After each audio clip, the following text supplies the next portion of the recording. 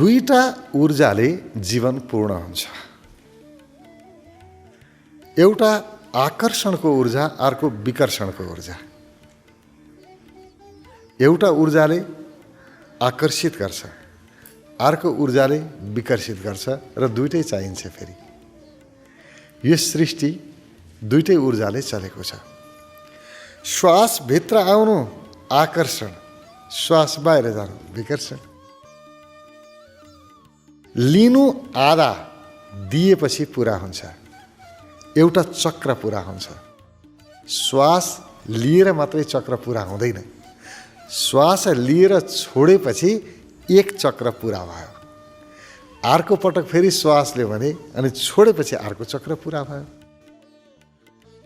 पुरा सृष्टि चक्रमा छ र यो चक्रमा यही दुईटा ऊर्जा चलिरहेको छ। आकर्षण विकर्षणको ऊर्जा निरन्तर चलिरहेको छ, त्यही घुमिरहन्छ, अरू केही हुँदैन। यहाँ रात अनि दिन, फेरि रात फेरि दिन, हिउँद अनि बर्खा, फेरि हिउँद फेरि बर्खा, जाडो गर्मी फेरि जाडो, चक्र चक्र चक्र, जन्म मृत्यु फेरि जन्म फेरि मृत्यु, यही पुरै चक्र चलिरहेको छ। एउटा आउने अर्को जाने, आकर्षण विकर्षण, बस। गयो भन्यो फेरि आउँछ, आयो भन्यो फेरि जान्छ। अब हामी चाहिँ यसैमा रुमलिएका छौँ। गयो दुखी भयो, आयो फेरि सुखी भयो, फेरि गयो फेरि दुखी, फेरि आयो फेरि सुखी। अब यो आउने जाने त भइरहेको छ। कति पटक दुखी हुने हो, कति पटक सुखी हुने हो। यो चक्र चलिरहेको छ। सारा सृष्टि आकर्षण र विकर्षणको ऊर्जाबाट चल्छ। अब यसभित्र पूर्णता कसरी खोज्ने? दुःखको एउटै मात्रै कारण हो, आउँदा खुसी हुनु, जाँदा दुखी हुनु। हामी पायो भने खुसी हुन्छौँ, पाएको चिज गुम्यो अनि दुखी भइहाल्छौँ। दुःखको यति मात्रै कारण हो। कहीँबाट सम्मान पायो खुसी, त्यो सम्मान गयो बेइज्जती भयो दुखी।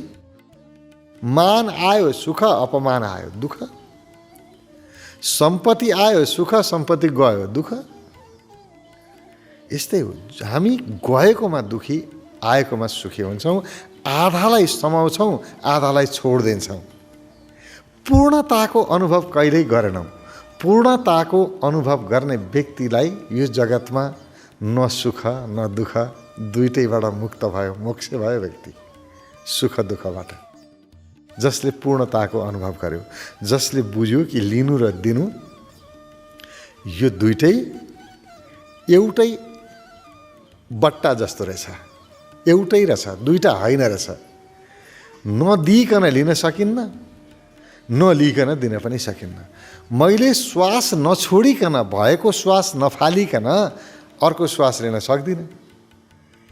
र श्वास लिनको लागि छोड्नु पर्यो, छोड्नको लागि फेरि लिनु पनि पर्यो। नलिकन फेरि छोड्न पनि सक्दिनँ।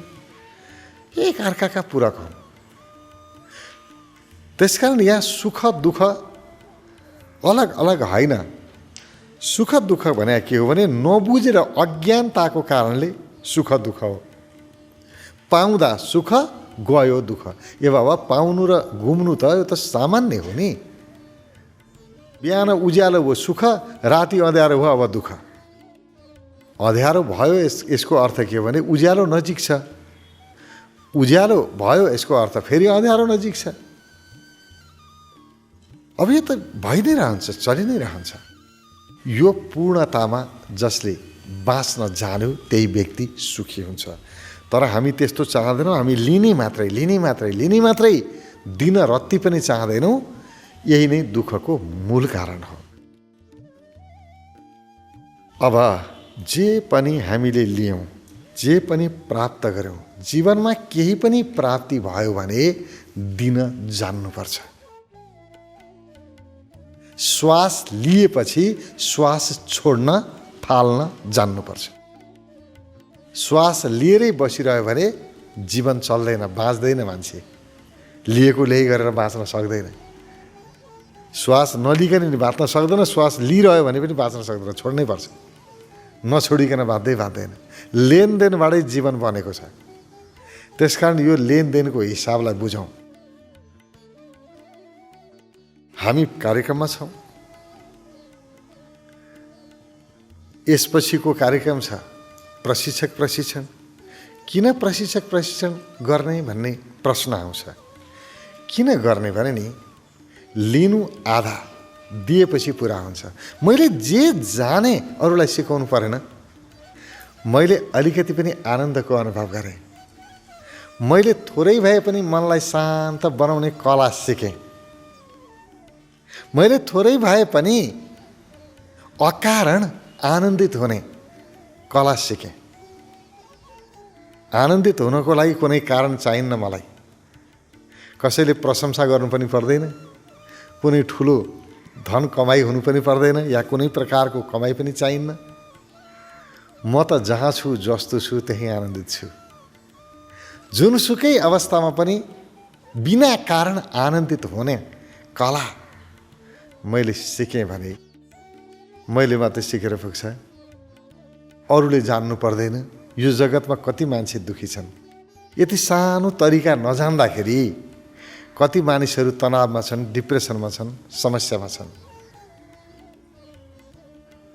आफूले मात्रै लिएर पुग्छ, आफूले मात्रै खाएर पुग्छ, अरूलाई दिनु पर्दैन। म मात्रै शान्त भएर यो जगतमा शान्त हुन सके, म शान्त भइरहन सक्छु र म मात्रै खुसी भएँ भने यो संसारमा मेरो खुसी कति दिन टिक्ला। सारा जगत दुखी छ, सारा जगत अशान्त छ। म मात्रै ध्यान गरेर शान्त हुन्छु भने सम्भव होला र? मेरो शान्ति धेरै दिन टिक्दैन। म यदि शान्त बन्नु छ, सुखी बन्नु छ, खुसी बन्नु छ भने मैले अरूलाई पनि, मेरा वरिपरि रहेका व्यक्तिहरूलाई पनि खुसी बनाउने, शान्त बनाउने, सुखी बनाउने कला सिकाउनुपर्छ। आफूले पाएर नदिनु यो सङ्कीर्णता हो। यसले चाहिँ हामीलाई सङ्कुचनमा लैजान्छ। जति पाएको कुरा दिँदै जानुहुन्छ तपाईँ फुक्दै जानुहुन्छ, खुल्दै जानुहुन्छ। र लिएर मात्रै कुनै व्यक्ति दीर्घायु हुँदैन। कुनै पनि विषय दिएपछि मात्रै त्यो विषयको आयु बढ्छ। अथवा कुनै ज्ञान जान्नुभयो, त्यो ज्ञानको आयु जति दिनुहुन्छ त्यति वृद्धि हुँदै जान्छ। दिनु भएन भने त्यो ज्ञानको आयु छोटिन्छ, केही दिनमा मर्छ, ज्ञान बिर्सिन्छ, आफैलाई थाहा छैन। अस्ति नै सिक्या त थियो, खोइ के सिकायो, के सिकायो, बिर्सियो। अब दिन थालेपछि वृद्धि हुन्छ। दिन थालेपछि कहिल्यै नष्ट हुँदैन, ताजा रहन्छ। तपाईँ आफू तनावमा हुनुहुन्थ्यो, तनाव सबै हटाएर आनन्दित सुखी जीवन बाँच्ने कला सिक्नुभयो।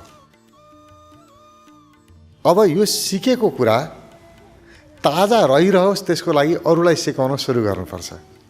अरूलाई सिकाउन सुरु गरेपछि चाहिँ त्यसमा एड हुन्छ, अरू थपिन्छ, तर घट्दैन। किनभने भोलि बिहान मलाई क्लास लिन जानु छ। तनावको व्यवस्थापन कसरी गर्ने यो विषयमा क्लास छ। मैले जति जानेको छु त जानेको छु। अरू पनि केही पाइन्छ कि, केही थप्न पो पाइन्छ कि, तपाईँ खोजी गर्न थाल्नुहुन्छ। अरू किताब अध्ययन गर्नुहोला, अरू केही कुराहरू बुझ्ने प्रयत्न गर्नुहोला।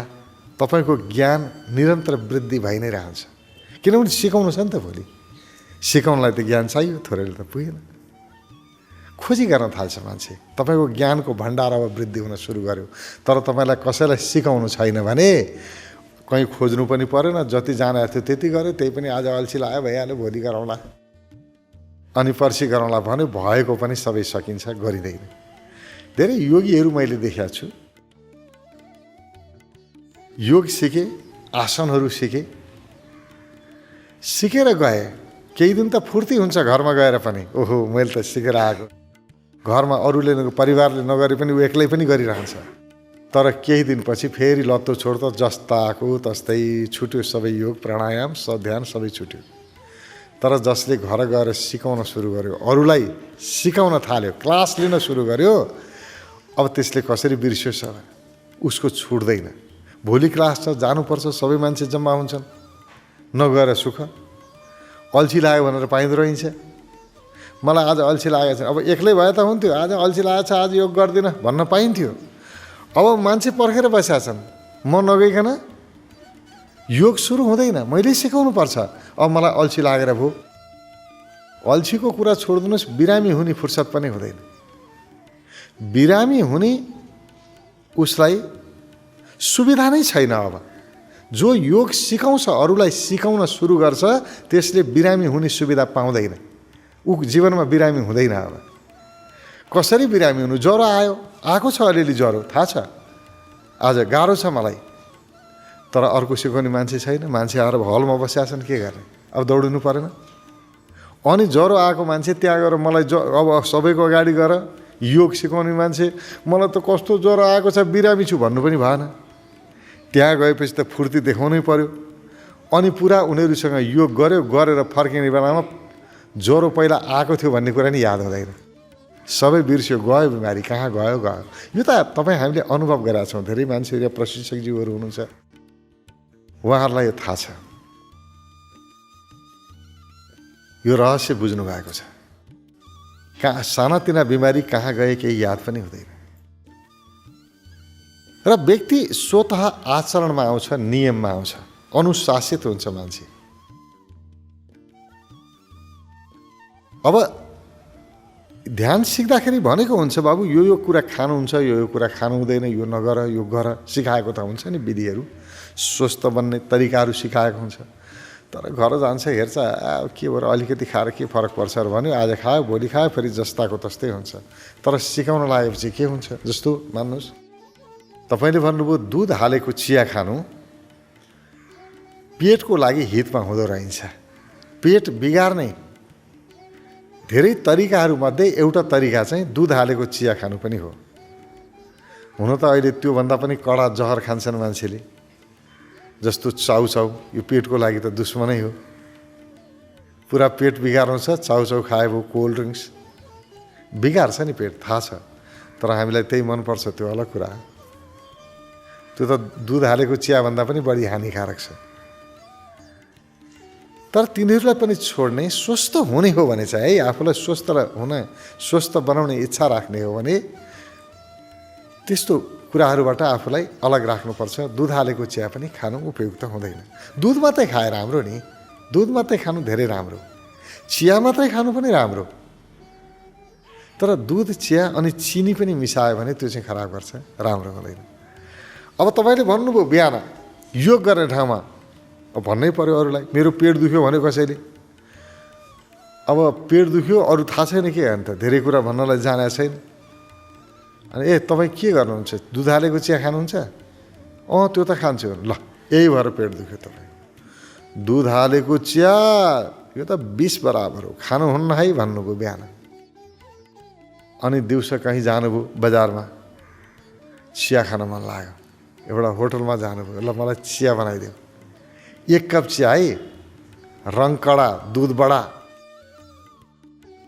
चिनी घटा मिलाउनु भयो तपाईँले, चिया बनाउन लगाउनु भयो। यसो हेर्नुभयो, बिहान सिकाएको मान्छे उताबाट आइरहेको छ। अब बिहान आफैले चिया 20 हो है खानुहुन्न भनेको, अब आफूले चिया अर्डर गरेर उसको गाडी खानुभयो, अर्डर क्यान्सिल छोडिदिनुहोस्। तपाईँलाई 1 कप चिया खान पनि धेरैतिर हेर्नुपर्छ, सतर्क हुनुपर्छ। यो गुरुले शिष्यलाई तह लगाउने होइन रहेछ, शिष्यले चाहिँ गुरुलाई तह लगाउँदा रहेछ। शिष्यले चाहिँ अनुशासित बनाइदिँदा रहेछन् गुरुलाई। अब बिहान योग गर्नुभयो, योगको बेलामा भन्नुभयो, हेर माछा मासु यो हिंसा हो, माछा मासुमा त्यो पीडा मिसिएको हुन्छ। मासु मात्रै हुँदैन, मासुमा पीडा हुन्छ, पीडा खानुहुन्न है बाबु।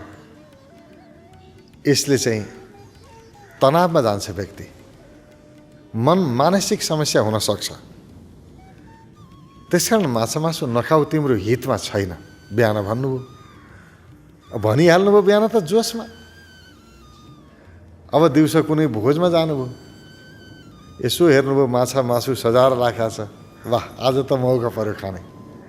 अब प्लेट लिएर लाइनमा लाग्नु भएको थियो, तपाईँको शिष्यले देख्यो, परबाट आउँछ, यो गुरु कहाँ बस्यायो, यो त ननभेजको लाइन हो, यहाँ होइन, तपाईँ यहाँ आउनुहोस्।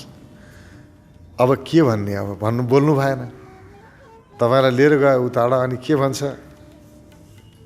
गुरुको लागि अलिकति फलफुलको व्यवस्था छैन, पुलाउ पनि गयो। गुरुलाई तह लगाउने नै शिष्यले हो। आफै अनुशासित हुन्छ व्यक्ति। अब तपाईँलाई तनाव त हुन्छ नि, बिहान के भन्नुभयो, तपाईँले योग गराउनु भयो, ध्यान गराउनु भयो, भन्नुभयो, हेर चिन्ता र चिता उस्तै हो, कहिल्यै चिन्तित हुनुहुन्न। हेर चिताले त जीवनमा एकपटक जलाउँछ, तर चिन्ताले बार बार जलाउँछ। सदा प्रसन्न रहनुपर्छ, चिन्ता गर्नु हुँदैन। बिहान उपदेश त दिइहाल्नुभयो। दिउँसो कुनै समस्या पर्यो, अब आफै झोक्राएर बस्नुभयो, चिन्ता त परिहाल्छ। उही त हो नि, मान्छे त त्यही हो, गुरु भयो नि उयो, चेलो भयो नि उयो। घटना घटेपछि चिन्ता लागिहाल्छ क्यारे। चिन्ता भएर झोक्राएर बस्नु भएको थियो, यसो हेर्नुभयो उताबाट चेलो आयो, अब आपत हेराए। बिहान त्यत्रो चिन्ता र चिता एउटै भने, अब आफू चिन्तित हुनुभयो, चेलो आए देख्ने बित्तिकै अब हाँस्नु पऱ्यो कि परेन, मजबुरी। चिन्ता गर्ने पनि सुविधा हुँदैन। अब तपाईँ जब दिन थाल्नुहुन्छ, स्वतः व्यक्ति सुध्रिँदो रहेछ, चिन्ता गर्न पाइएन। अब तपाईँले बिहान भन्नुभयो उत्तेजनामा आउनुहुन्न, रिस, यो त विष हो, रिस हो र रिस त विष हो। यो आफैलाई खान्छ रिसले, रिसाउनुहुन्न। बिहान त खुब उपदेश दिनुभएको थियो। दिउँसो कसैले केही भन्यो, तपाईँ पाखुरा सुर्किँदै हुनुहुन्थ्यो, चेलो आयो उताबाट, ओहो बाबा, सुर्केको पाखुरा तल झर्छ। चेलोको अगाडि रिसाउनु भयो, बिहान त्यत्रो रिसाउनुहुन्न भनेको। प्रशिक्षक बन्यो, जीवन सुध्रियो। यो योग गरेर मात्रै सुध्रिँदो रहन्छ, क्लास लिएर मात्रै सुध्रिँदो रहन्छ। अरूको क्लास लिन थालेपछि, अरूलाई चाहिँ दिन थालेपछि अनि व्यक्ति सुध्रिँदो रहेछ।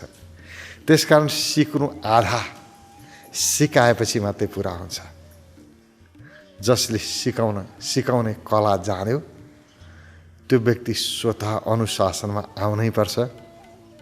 त्यो पूर्णतामा गयो के, अधुरो भएन। अब लियो पनि दियो पनि, पूर्णतामा छ जीवन। जसले कुनै पनि कुरा पुरा गर्छ, पुरा 100% गर्छ, त्यही व्यक्ति खुसी रहन्छ यो जगतमा। सम्पत्ति कमाउनु आधा हो नि, खर्च गरेपछि मात्रै पुरा हुन्छ। कमाएको किन, खर्च गर्न हो कि होइन? कमाएर जम्मा गर्न मात्रै त होइन नि त, खर्च गर्नु पर्यो नि। कमाउने अनि खर्च गरेपछि मात्रै पुरा हुन्छ। कमाई सदुपयोग भयो, सकियो। अब कमाउने तर खर्च नगर्ने भयो भने काम लागेन। तपाईँले नसिकाउने, अरूलाई चाहिँ नसिकाउने हो भने सिकेको केही अर्थै छैन। के गर्नुहुन्छ सिकेर? अरूलाई दिनु त छैन, दिनै छैन भने लिने किन? तपाईँलाई श्वास छोड्नै छैन भने श्वास लिने किन? श्वास लिने त छोड्नकै लागि हो। त्यही भएर दानको धेरै ठुलो महत्त्व रह्यो कि दानभन्दा ठुलो अरू केही छैन भनियो। दानको अर्थ हुन्छ दिनु, दिनुको अर्थ हुन्छ जे छ त्यो दिनु। तपाईँसँग ज्ञान छ, ज्ञान दिनुहोस्। तपाईँसँग सिप छ, सिप सिकाउनुहोस्। हामीले जे पनि जानेका छौँ अरूलाई सिकाउन सुरु गरौँ न। समृद्धि धेरै टाढा छैन, खुसियाली धेरै टाढा छैन। तपाईँ खुसी हुन यहाँ आएर सिक्नुभयो, अब यो खुसी हुने कला अरूलाई सिकाइदिनुहोस् न, सकिगयो नि। सबैले सिकाउनुपर्छ। सिकाउनु नै पूर्णता हो। आधा सिक्ने, आधा सिकाउने। लिनु आधा हो, सिक्नु आधा हो। सिकाएपछि पूर्ण हुन्छ, दिएपछि पूर्ण हुन्छ। अब यहाँलाई एउटा कुरा लाग्ला, कसरी सिकाउने? अब मलाई त सिकाउने कला पनि चाहियो नि, फेरि आफूलाई त बोल्न पनि आउँदैन, अगाडि आयो कि खुट्टा काम्न थाल्छ, डर लाग्छ। मान्छेको अगाडि बोल्नु पर्यो भने आएको शब्द पनि सबै बिर्सिन्छ। सिकाउन आउँदैन, बोल्न आउँदैन भन्नु होला, चिन्ता नगर्नुहोस्। प्रशिक्षणमा एउटा क्लास यस्तो विधामा छ, तपाईँको यस समस्याको आफै समाधान हुन्छ। एउटा फर्मुला मात्रै, फर्मुला एउटा सूत्र तरिका मात्रै बताउने हो, एउटा सूत्र दिने हो। अहिलेको अहिले अभ्यास गर्दै जानुहोस्, भोलि पर्सि हुन्छ होइन। अहिले तपाईँ यहाँ आउनुहोस् स्टेजमा, अहिलेको अहिले खर्र बोल्न जान्ने हुनुहुन्छ, जस्तो सुकै बोल्नलाई डराउने अकमकाउने मान्छे होस्। अब प्राकृतिक रूपमा उसले साथीभाइहरूसँग आफ्नो परिवारसँग जसरी कुरा गर्छ नि, परिवारसँग चाहिँ कुरा गर्न जान्ने, खुलेर कुरा गर्ने आफ्ना साथीभाइसँग, अनि मञ्चमा आएपछि बोल्न नसक्ने, त्यस्तो पनि हुन्छ। तर हुन्छ, धकको कारणले, डरको कारणले हुन्छ। एकैपटक त्यो डर धकलाई पुरै हटाइदिएर त्यो पनि अभ्यास गरेर आज भोलि पर्सि गरेर होइन, अहिलेको अहिले एउटा सूत्र प्रयोग गर्ने। अहिलेको अहिले सारा डर धकहरू इत्यादि सबै गयो, खर्र बोल्न सक्ने भयो। जसरी आफ्नो परिवार साथीभाइसँग गफ गर्छ त्यसै गरी अगाडि आएर कुरा गर्न सक्ने बनाउने हाम्रो काम नि, हामी गरिहाल्छौँ नि, के को चिन्ता। सबै बोल्न सक्ने पाइन्छ। र एउटा कुरा ख्याल राख्नुहोला, यो संसारमा बोल्नेको पिठो बिग्छ, नबोल्नेको चामल पनि बिग्दैन। बोल्न जान्नुपर्छ, र जसले अरूलाई सिकाउँछ उसले बोल्न जान्दछ। त्यसकारण ज्ञान लिनु आधा, दिएपछि पुरा हुन्छ।